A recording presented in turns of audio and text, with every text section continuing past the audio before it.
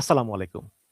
২০২৪ সালের জুলাই মাসে বাংলাদেশে যখন কোটা সংস্কার আন্দোলন শুরু হয়, তখন বোধ করি আওয়ামী লীগ তো দূরের কথা, বিএনপি জামাতের কেউও স্বপ্নেও ভাবতে পারেনি যে এই আন্দোলনই শেষ পর্যন্ত শেখ হাসিনার পতন হবে এবং শেখ হাসিনা ভারতে পালিয়ে যেতে বাধ্য হবে।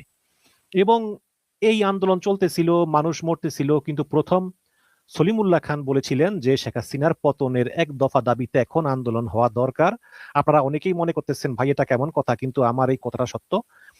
এটা এখন আপনাদের মনে হতে পারে অস্বাভাবিক, কিন্তু আপনাদের আগামীকাল থেকেই মনে হতে পারে এটা স্বাভাবিক।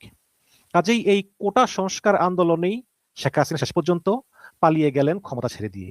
কিন্তু এই কোটা সংস্কার আন্দোলনটা ছিল একটি অরাজনৈতিক আন্দোলন, যেখানে সরকারি চাকরিতে কোটা ব্যবস্থার বিরুদ্ধে একটা সংঘবদ্ধ একটা আন্দোলন হয়েছিল, যেটা পরে সরকার পতনের এক দফা আন্দোলনের রূপ নেয় এবং সরকারের পতনও ঘটে। তো ফিরে আসি, এখন অনেকেই বলতেছেন যে ভারতের যে ককরোচ জনতা পার্টি, ককরোচ মানে তেলাপোকা, হ্যাঁ, এই ককরোচ জনতা পার্টির যে আন্দোলনটা তো অরাজনৈতিক আন্দোলন, এটা তো সরকারের পতনের না, কিন্তু এতেও সরকারের পতন ঘটতে পারে। এবং শেখ হাসিনা ভারতে পালিয়ে গেছে, তো এখন শেখ হাসিনা যত বদ অভ্যাসগুলো, এগুলো এখন মোদী সরকারের উপর ভর করেছে। শুধু তাই না, একটা সরকার দীর্ঘদিন ক্ষমতা থাকলে যা হয় যে জনগণ বিরক্ত হয়ে যায় এবং বিভিন্ন কারণে আন্দোলন দানা বেঁধে উঠতে থাকে। তো মোদী সরকারের আজকে 15 বছর হয়ে গিয়েছে, এটাও একটা কারণ। এবং অন্যান্য কারণগুলোর মধ্যে অন্যতম হচ্ছে যে মুসলমানদেরকে নির্যাতন, নাগরিকদেরকে হয়রানি, এবং মোদী সরকার একটা ড্যাম কেয়ার ভাব, সাংবাদিকদের সামনে না যাওয়া, কাউকে পাত্তা না দেওয়া, এসব বিভিন্ন কারণে আসলে আন্দোলন হয়। তো এই গত সোমবার দিল্লিতে সারাদিন খুবই অস্থির ছিল। প্রেস ক্লাব, যন্তর মন্তর সব জায়গাতেই হাজার হাজার তরুণীর ভিড়, এবং দিল্লিতে মেট্রো স্টেশন, রাস্তা সব বন্ধ ছিল। এমনকি শেখ হাসিনার পদ্ধতি অনুসরণ করে ইন্টারনেটও বন্ধ করে দেওয়া হয়েছিল। লাঠিচার্জ, কাঁদুনে গ্যাস, টিয়ার গ্যাস, মানে যার পর নাই চেষ্টা করেছে, কিন্তু সরানো যায়নি। যে ছাত্র জনতা, তরুণ তরুণী, সবাই এই পুলিশের লাঠি পেঠার মুখেও তারা রাস্তায় টিকে ছিল, এবং তারা সারা রাত সেই দিল্লির যন্তর মন্তরে অবস্থান করতেছিলেন। প্রায় 1 মাস ধরে কিন্তু এই আন্দোলন, ককরোচ জনতা পার্টির আন্দোলন, তাদের প্রধান দাবি হচ্ছে কেন্দ্রীয় শিক্ষামন্ত্রী ধর্মেন্দ্র প্রধান তার পদত্যাগের দাবিতে এই আন্দোলন।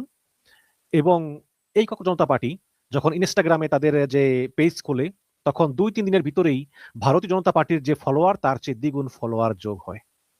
এখন অনলাইনে তো অলরেডি এই ককরোচ জনতা পার্টি তারা বিজেপিকে টেক্কা দিয়েছে বহু আগেই, কিন্তু মানে বাস্তবে ভারতের মাটিতে কতটুকু সফল হবে? এই গত 1 মাসে যে পারফরমেন্স, সেখানে দেখা গিয়েছে যে হাজার হাজার লাখ লাখ তরুণ তরুণী তারা দিনের পর দিন রাস্তায় আন্দোলন চালিয়ে গিয়েছে, এবং সরকারের বিপুল বাধা, হয়রানি, গ্রেপ্তার, আন্দোলন সত্ত্বেও এই যে ছাত্র জনতারা, তরুণ তরুণী তারা রাজপথ ছেড়ে যায়নি, 1 মাস ধরে আন্দোলন টিকে রেখেছে, এটা কিন্তু অনেক বড় বিষয়। এবং সেই আন্দোলনে আজকে যুক্ত হয়েছেন ভারতের লোকসভার প্রধান বিরোধী দলীয় নেতা রাহুল গান্ধী। পুলিশ একটু আগে রাহুল গান্ধী এবং তার বোন প্রিয়াঙ্কা গান্ধীকে আটক করেছে, এবং সঙ্গে কংগ্রেসের অনেক এমপিকেও গ্রেপ্তার করেছে। আপনারা দেখুন যে এই আন্দোলন কিন্তু আর এই শিক্ষামন্ত্রীর পদত্যাগ, শিক্ষা ব্যবস্থা সংস্কার, এইসব আন্দোলনে নাই। এবং আজকে সংসদ ভবনের সামনে ভয়ঙ্কর রূপ ধারণ করেছে এই আন্দোলন, এবং নরেন্দ্র মোদী সংসদ ভবন ছেড়ে চলে যেতে বাধ্য হয়েছেন, যে আন্দোলন আসলে এত ভয়ঙ্কর হয়েছে। যদিও অনেকে বলতেছেন যে এটা রাজনৈতিক আন্দোলন না, এটা বরঞ্চ একটা নাগরিক সংগঠনের নাগরিক অধিকার আন্দোলন, কিন্তু দর্শক, যদি এভাবে চলতে থাকে তাহলে এই আন্দোলন নরেন্দ্র মোদীর পদত্যাগের এক দফা আন্দোলনে পরিণত হতে পারে। ঠিক আছে, এরা শুধু শিক্ষা ব্যবস্থা সংস্কার চায়, কিন্তু সমস্যাটা শুধু শিক্ষা ব্যবস্থা না, সমস্যাটা দারিদ্র, বেকারত্ব, মুদ্রাস্ফীতি, নাগরিকদেরকে বাংলাদেশে বানিয়ে দেওয়া, মুসলমানদের উপর নির্যাতন, এই ধরনের বিভিন্ন কিন্তু বিষয় আছে। এই সব বিষয় একত্রীভূত করেই পুঞ্জীভূত ক্ষোভ জমা হবে। তারপর যখন পুলিশ আন্দোলনকারীদের উপর গুলি করবে, এখনো করে নাই, বা অত্যাচার করবে, তখন কিন্তু আন্দোলন ধীরে ধীরে বিস্তার লাভ করবে।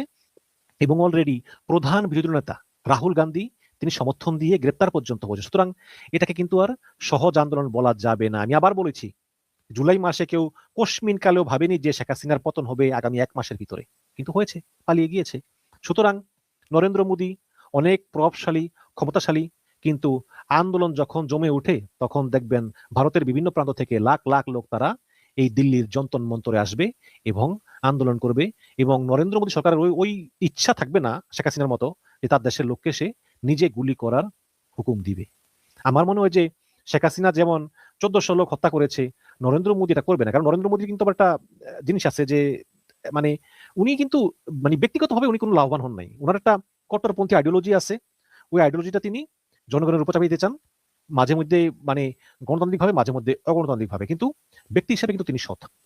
তো তিনি হয়তো বা এইরকম ঝামেলা যাবেন না, তিনি মোটামুটি একটু আন্দোলন দানা বাদে তিনি পদত্যাগ করবেন, পদত্যাগ করে তিনি আবার নির্বাচন দিবেন। কিন্তু যেভাবে এই কক্র জনতা পার্টি, মানে বাংলায় হচ্ছে তেলাপোকা জনতা পার্টি, যেভাবে আন্দোলন ধীরে ধীরে চাঙ্গা করতেছে, তাতে আমি নরেন্দ্র মোদীর ভবিষ্যৎ খুব একটা ভালো দেখতেছি না। আমার মনে হয় খুব শীঘ্রই ওই শেখ হাসিনা যে বাংলায় থাকে, নরেন্দ্র মোদী ওই পাশের বাংলোতে গিয়ে উঠবেন প্রধানমন্ত্রী পদ থেকে ইস্তফা দিয়ে। অপেক্ষা শুধু সময়ের।